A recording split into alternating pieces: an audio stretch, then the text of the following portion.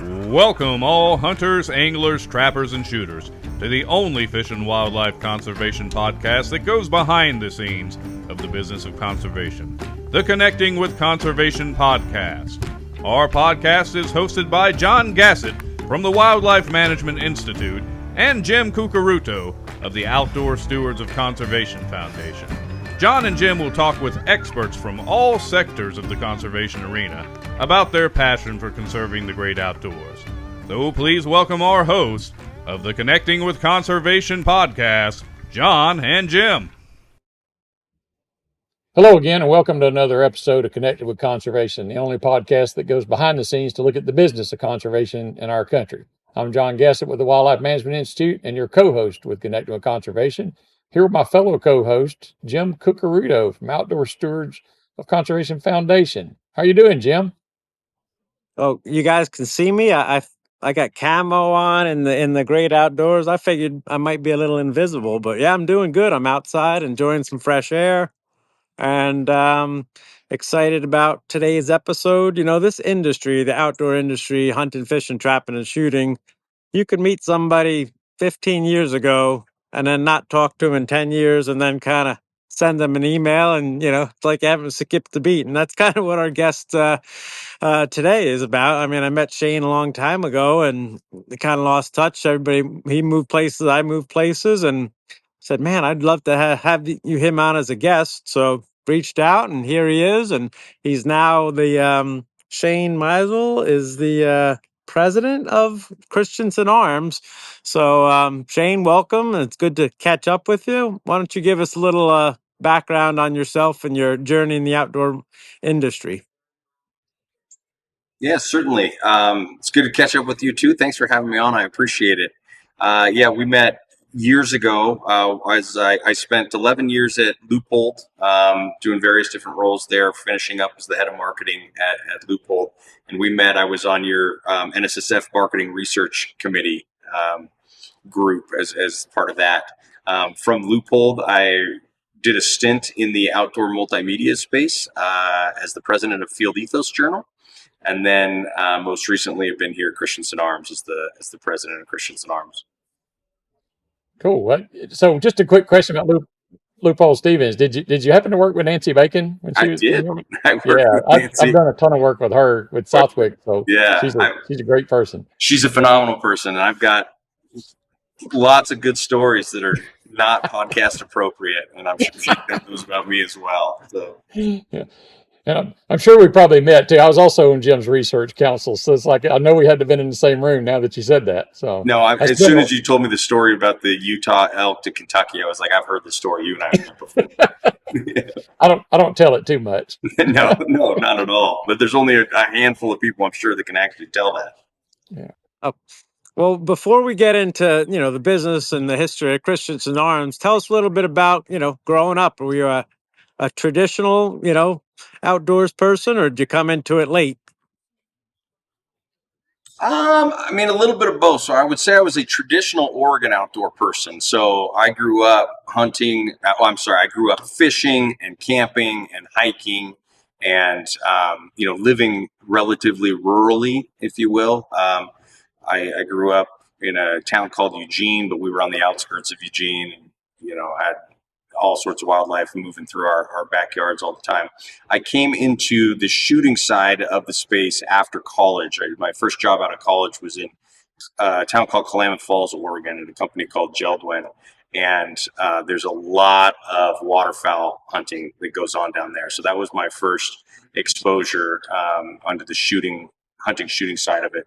And then from there, just, my career took me into the outdoor space, and was fortunate enough to get a marketing job in outdoor space, and those jobs entail a lot of hunting and shooting. And so became an expert in it. And what I always like to tell people is an expert is somebody who's made every mistake possible in a very small field of study. So I've had a lot of fun experiences learning over the years. It's funny you mentioned that. We've been doing some work with some WMI has been doing some work with some state agencies on on some recruitment issues and efficiency issues. And this common theme keeps coming up. People become conservation officers. If you like hunting, you want to be on the fish side. If you like fishing, you want to be a game officer. I'm like, no, I think if you want to hunt and fish a lot, you need to be in a marketing position with one of these industry folks or one of these nonprofits that those people, they get to go a lot. It's part of the job. Absolutely. They get to the number one job to be in if you want to do a lot of hunting and shooting and fishing is to be an outdoor media writer. Yep, outstanding. I should have rethought my career, I guess. So I ended up in one of those paths where I end up working when everybody else is hunting. But, yeah, me too. Well, tell us a little bit about Christensen Arms. I mean, I'm familiar with the brand, of course, and you and I've talked earlier. But tell us a little bit about the history there and what y'all are known for. Yeah, so Christensen Arms was founded in 1995. We're known primarily as a carbon rifle barrel manufacturing company. We actually pioneered carbon rifle barrels, carbon fiber barrels. Carbon rifle isn't really a thing. Carbon fiber barrels in 1995. We started by taking barrel blanks and turning them down on our own and wrapping them in carbon fiber and experiencing that. And then eventually evolved into making our own rifles completely. We're located in Gunnison, Utah. We've been in existence for 30 years. We've got about 200 employees building rifles every day down here in the U.S. And really, as I said, we're known primarily for inventing the carbon fiber rifle, but really as a premier precision rifle platform where you can get custom gun accuracy at production level pricing. Yeah. So tell our listeners here, a lot of which probably aren't as familiar with firearms as we are, but what does carbon fiber do for you on a barrel that you don't get on a steel barrel? Yeah, so the basics, it's weight, right? It allows you to take a bunch of weight out of your rifle with still maintaining the rigidity of steel, and so the accuracy. It also has some properties that help dissipate heat and allow your barrel not to heat up as quickly and do some things there. But the bottom line truly is allowing for a great mountain hunting rifle to perform. You get to cut a bunch of weight out of your rifle, but still maintain the accuracy and rigidity of a steel barrel without all the weight. Yeah.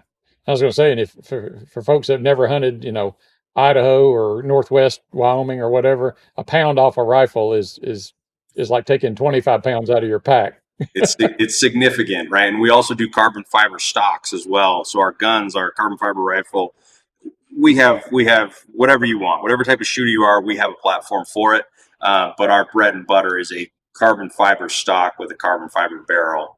So, naked gun is 5.4 pounds. So you're able to get up and down those hills without breaking too much of a sweat. Yeah, and the Connecting with Conservation podcast, there's real easy connection between manufacturers of guns and ammo to conservation because of a excise tax they pay through the Pittman-Robertson Act, and we've talked a little bit about that in the past. But I mean, it's a big deal for any company to pay 10 or 11% of your profits toward anything. But the gun industry, the ammo industry, is very historically very important to conservation. So talk a little bit about the excise tax and the Pittman-Robertson contributions that is made by Christensen Arms. Yeah, I mean, in a word, it's significant. It's a lot, as you said. 11% of our revenue is a significant chunk of change every year, and not just Christensen Arms. Obviously, all firearms and ammo manufacturers in the space are contributing a significant amount of money to conservation and to supporting wildlife, which is a good thing ultimately, right? I think it was RMEF that may have coined the term "hunting is conservation." I can't remember if they trademarked that or not, or if they still run with it, but it really sums things up in a very nice way, right? That if we're not providing the funds to support conservation, we don't have hunters that are out there purchasing our products and using them, and so we cease to exist. And if we are not hunting to conserve the populations in the correct way, we don't have consumers to sell to. So it's an interesting little nice cycle that we're proud to be a part of. Yeah, and that's an interesting backstory. There is the organization I work for, Wildlife Management Institute, is one of the oldest conservation nonprofits in the country, formed in 1911, but it was formed by the firearms manufacturers. And the reason why, if you think about 1911, there weren't many elk, there weren't many bears, deer, turkeys. All those had pretty much been decimated, and the industry realized way early on that if we want to sell more guns, we need more game out there. And if we need more game, we need biologists, and we need studies to know research to figure out how to do it. So for basically 100 years, we produced textbooks on elk and mourning doves and pronghorn and everything else. We produced the techniques manuals, all that. But it was all the genesis of, formed by the firearms industry and funded by the firearms industry, until 2008 to be that research arm sort of the industry. And it's if folks don't think it's a significant contribution, there's about $4 billion a year in conservation funding in this country. A billion of it is from the excise tax on firearms and ammunition. A billion of it is from license sales. So it's the equivalent of all the licenses and permits we sell. And then the other two are sort of the ancillary pieces and parts that go with that. But it's not a small business, but it's also, you know, labor and money intensive. To manage land for people to go hunt on is not a cheap thing to do. So we certainly, at least on from our perspective, appreciate that check y'all have to write every quarter, because I know it's a big lift, and it's I've had people tell me it's second only to payroll in some cases, and I'm like, yep, that's I run a private business too, and it's like that's a lot of money. So but you hopefully manufacturers are looking at some of the things that get done with that and realizing there is a return on that investment. It's even though it's a tax, it's like it's truly an investment. So And what gets me is, even on top of that, a lot of industry manufacturers and corporations and retailers support conservation in other ways. You mentioned RMEF, like you have partners like that, conservation partners that you work with and help out.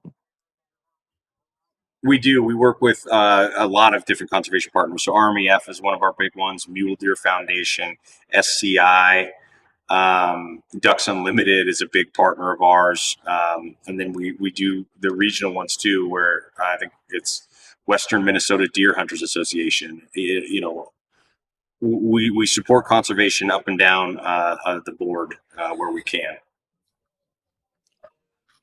well, you mentioned that slogan. I think you're right about the Elk Foundation came up with it, that hunters pay for conservation. I think we might have to tweak that in the near future, with the reports we're seeing. And sometimes it gets used against us, but about 80% now the PR dollars that get the PR equipment and ammunition that gets used are by recreational shooters on ranges. Either shooting competitively or just shooting because they want to get out and have fun, but they don't necessarily hunt.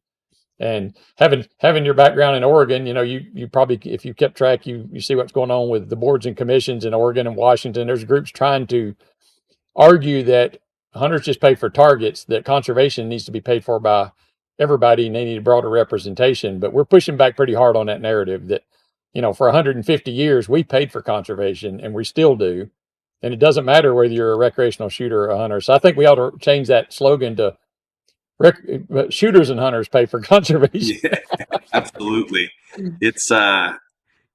I mean, it's tough to use the Oregon and Washington examples because there's unfortunately brains left the house a long time ago up there. Sometimes, I mean, there's a bill that's being advanced, or there's signatures that are being collected right now to eliminate all hunting, all farming, all ranching, all fishing, and all pest control in Oregon. And so just, let's put hunting and conservation aside for a second and think of it if you were a restaurant owner and now you can't get cow meat in your, so yeah, sometimes I probably ignore those voices more than I should because they sound so crazy, but you're absolutely right. We need to do a little bit better job of explaining how much we do to support conservation within the hunting and shooting space.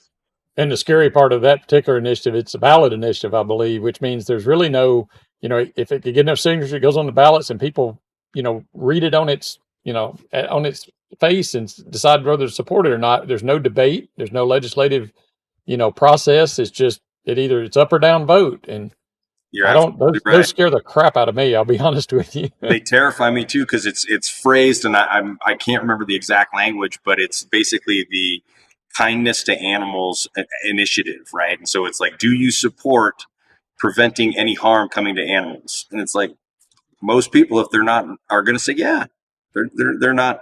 They don't understand the nuance that's actually in the legislation on that one. It's because you're right. It's an up or down measure. It's a ballot measure, and it's Yeah. terrifying. That's how you get wolves in Colorado when people don't want Exactly them. right. And Exactly right. that's why we started Connecting with Conservation podcast to, spread the messages about the positive contributions of hunters, anglers, trappers, shooters, the outdoor industry. We mentioned funding conservation, but we feed ourselves, and our friends and our family donate 64 million meals worth of high quality protein game meat, and clean up the environment. We're not litter bugs. We do so many good things. What we don't do is tell the stories of all the good things that we do. So and the other thing we try to do is replace ourselves. Right now, hunting, trapping might be a little bit of a aging out coming up here, so we always want to bring in the next group to help fund conservation, and also educate their networks to, when an initiative does come up, the ballot box biology, we want to make sure that the facts are out there. And, as soon as you tell the stories, you can change minds pretty quickly, but you have to tell those stories because they're really not being heard right now. So I know one of the fun things to do with, your rifles is, all types of hunting and shooting, but particularly, I think you guys make a pretty accurate product for some longer range target shooting and hunting, especially out west. I'm an East Coast guy, so 100-yard shots long for me, but talk a little bit about, long range hunting and shooting. Yeah, absolutely. I mean, we make exceptionally accurate precision firearms. So we have platforms that are designed for long range shooting competitions. Um, I still come from this school where you really don't want to do long range hunting. Like, because of the amount of years I spent at Leupold and doing all of these different things, like I can shoot out to 1,800 meters, no problem. I have a lot of confidence doing that. I'm never going to shoot over 500 yards on an animal. So for whatever reason, but we have platforms for people that if they want to, they can achieve that goal.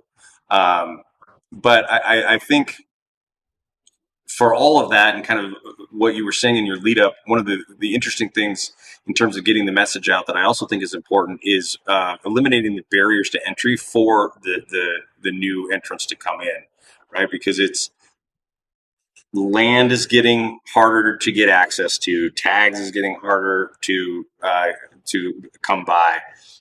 The education is tough. Where do you go shoot? That those are all things too that I think would be an interesting focus that we're focusing on at Christensen Arms and trying to make sure people have accuracy or access so that we don't age out, like you were saying. Trappers are aging out. We need to make sure we're bringing in new blood and lowering those barriers to entry so that we all eventually don't age out.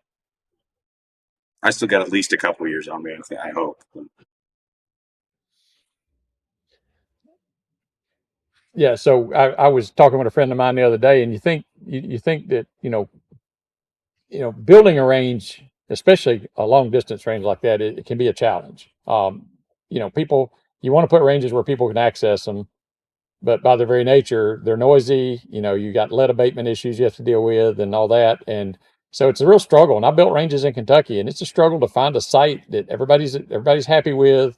Nobody's going to be upset about it, and it's accessible to folks. But even existing like world class ranges now are starting to come under pressure. I heard the other day that there's a chip manufacturer that's literally right across the road now from the Ben Avery site in Arizona, which is it's a flagship range in the country, and they don't like the noise. They don't like they're already pushing the their lobbyists and everything to try to change it. Of course, Ben Avery and Arizona Game and Fish got that so hopefully so iron tight that nobody can crack it. But yeah, they when they say Ben Avery, people are looking at Ben Avery and whether or not it should stay open. I'm like, how can you? That's apple pie and mom right there. So, um, we had one. I drove down to SCI from Lexington the other day and drove through the one we had in. We had one near Mammoth Cave, 1,000-yard range, and it's now a bed and breakfast. I think it's completely. I'm like the one. Now I got to go to Indiana if I want to go to 1,000-yard range. But we're talking about rifles. What are some? I mean, there's other things going on in the firearms industry right now. What other innovations do you see kind of coming to the forefront? I mean, I know things like a lot of Midwestern states that used to be traditional shotgun states are going to straight wall cartridges. So, what's happening? What's happening in the industry that's sort of new and innovative that might be an Yeah, opportunity? I think a lot of the innovation in the industry right now is being driven by the ammo side of the business, the calibers and the case technologies and the speeds. You're getting more Magnum level speed and performance out of smaller cases or shorter action cases and things of that nature. So there's a lot of interesting stuff going on there. On the firearms side, it's different material usages, different types of receivers or mini chassis or bolt throws and things like that people are playing with. Nothing's really seems to take over just yet. And then I think everyone's trying to figure out the suppressor game. Where are we going to land with the suppressors, right? Is the NFA going to disappear? And then if so, does the firearms companies sort of take it over at that point with integratingly suppressed guns, and the accessory manufacturers go by the wayside? That's you were SHOT Show this year. You saw there was 197 new suppressor companies. Christensen Arms being one of them. Please go buy one of our suppressors. But that's a game that's going to have to shake out. That on the hunting shooting side, that it will be interesting to watch for the next couple of years. Yeah, and I do think that's a game changer for a lot of folks. I mean, I know I've gotten into the suppressor game. I guess about 5 or 6 years ago, I bought my first one. It took 18 months to get approved. My second one took 23 hours. Third one took a little longer because I went through Jim likes to joke that anytime we have a guest on here, I end up buying something from their company. Just I like to either test the process out or the new equipment or whatever. So tested a new process out, but it was mail your fingerprint cards in, all that. So the mail delay took me about 2 weeks, I think, but certainly better than 18 months. I'll tell you that. But they do make a heck of a difference both on noise and recoil. And you go outside of our country, most places, a lot of places they buy them over the counter and they're reasonably priced, and they don't want you show up in South Africa with an unsuppressed 300 Win Mag, they're not happy to see you. Yeah, well, in the Nordic countries, you're not allowed to shoot unsuppressed. Right. It's really, I think, it's obviously a safety issue, but it's got this stigma attached to it, that I guess for years we associated with the NFA, and hopefully it'll all shake out there. So I hope so too. I think I don't know if this is true or not, but somebody told me one time it was bad '80s movies that got it put on there because I think it was a law that switchblades and nunchucks and suppressors were all banned at the same time. yeah, probably the same movies where they're shooting their pistols sideways. Exactly. Right. Well, I know, on top of, the big $1 billion in hunting license sales and excise taxes, we talked about, conservation groups, whether it's going to a dinner or going to one of these events that you guys were just at, like an SCI Safari Club International convention. I heard there were some auctions going on. Tell us a little bit about some money raised for conservation through those auctions that you guys were just at. Yeah, I mean, we always support those auctions and the dinners, and you're catching me flat-footed. I was out of the country up until a week ago, so I actually haven't gotten the rundown of what we did on the auction. We did donate a specific rifle. It's a Ridgeline Safari. So as I talked about before, we're known for our our carbon fiber and weight reduction, right? So carbon fiber stock, but we donated a carbon fiber barreled gun in a walnut stock, a 375 H&H, so that we were calling our Ridgeline Safari. And the one that we donated for SCI was a little bit dolled up, so it was AAA grade walnut with Damascus steel for the muzzle brake and the bolt throw and the bolt shroud. Custom lasered one of 25, and it came with a custom Winkler knife and things of that nature. So we gussied that one up a little bit, but we do have that new 375 H&H Safari offering in our line that is still a walnut stock. They're just all not AAA grade walnut. So like I said before, we have custom gun manufacturer accuracy at production pricing. We wanted to make sure those wood stock guns were still at an attainable level for most people. See, and I'd have probably bought that gun at auction. It'd have been left-handed because I need Yeah, one. that's right. Yeah, No, I be trust me. surprised how much time it takes to set the machine up to do left-handed versus right. Trust me. My wife and I, we just finished the poach and pay study for Boone and Crockett, and we were there presenting on that. And I told her we went to the Friday night auction. I said, "Sit on your hands. Don't wave. Don't swat. Don't adjust your makeup or your glide. Don't do nothing." But at that auction, they sold 2 sheep punts with Trump Jr. off a yacht in Alaska, 400,000 apiece, and they sold a package of 2 of them, so 800,000 in It's good 10 money right minutes of there. auction. Yeah, not too shabby. Not too It bad at was all. one of the biggest ones I've seen. So Yeah. Don brings the dollars. That is a he true was there statement. in person, so Yeah. and no doubt. I think they threw in a weekend stay at Mar-a-Lago, and yeah, so it's all yeah they put together a nice package. But well, one other question I had about the, sort of how the market is changing. Obviously, new technology would, or technology is more accessible to hunters, like suppressors or carbon barrels and all that. But how are, you're a custom rifle builder, primarily like bolt action type hunting rifles. How's the modern sporting rifle um, growth affecting y'all? I mean, I know a lot of people seem to like those, especially younger generations. 'Cause I always call them the erector set of the firearms world, because you literally can just swap a barrel, swap a grip, swap whatever you want to on them, and it's completely interchangeable. But is that having an impact, or is it sort of complementary to the business? It's complementary to the business. So we make MSRs as well. We have a line. We have 3 lines of MSRs, different price points: steel barrel, carbon fiber barrel. Shorter barrels, longer barrels, depending on what your needs are. So it hasn't necessarily eaten into our business. It's been complementary to it. It's a different category for us to grow into. What we run into is really, what is your identity, right? We primarily are a bolt action hunting company, and so your hard pipe hitters that just came off of a 20-year war on terror don't necessarily want carbon fiber in their AR because they're thinking they're going to have to shoot fully auto all the time. Where our guns are designed for the high performance, but in hunting applications. So I find that market to be, as I said, complementary to our business. It's been a nice add. And Jim, now we found my next purchase. I do build ARs too, and so Yeah. carbon fiber barrel from AR. How's that?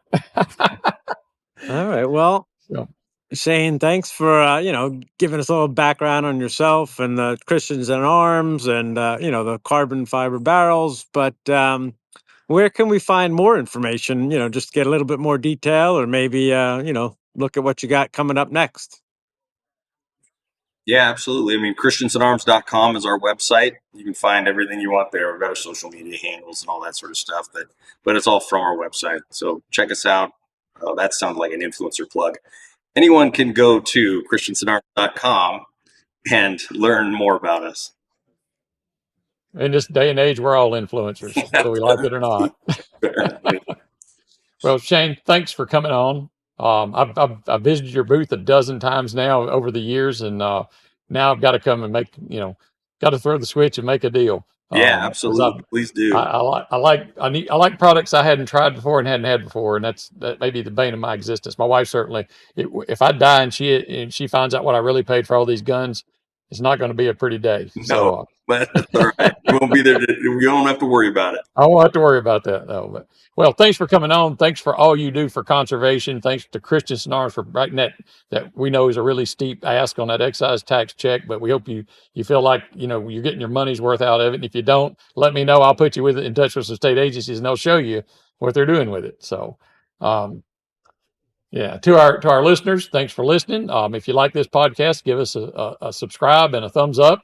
Go to Christensen Arms website and take a look at what they got. They got some really cool rifles on there. I tell you, there's a reason I stop by that booth every time I'm in a show. It's a different class of firearms. So stop by and take a look. Buy some stuff from them. Patronize all of our firearms and ammunition manufacturers. That's how we fund conservation in this country, to the tune of $1 billion in excise tax. And we couldn't do that without you as the purchaser. We couldn't do that without you as the participant. So take somebody hunting the next time you go. Introduce somebody new to the outdoors. That's how we keep this tradition going. Other than that, thanks for listening, and we'll see you in the woods or on the water. Thanks for listening to this episode of the Connecting with Conservation podcast. Please do us a favor and tell your buddies, friends, family, and others about what you've learned here today. If you like what you heard, come on back anytime and listen to another episode of the Connecting with Conservation podcast.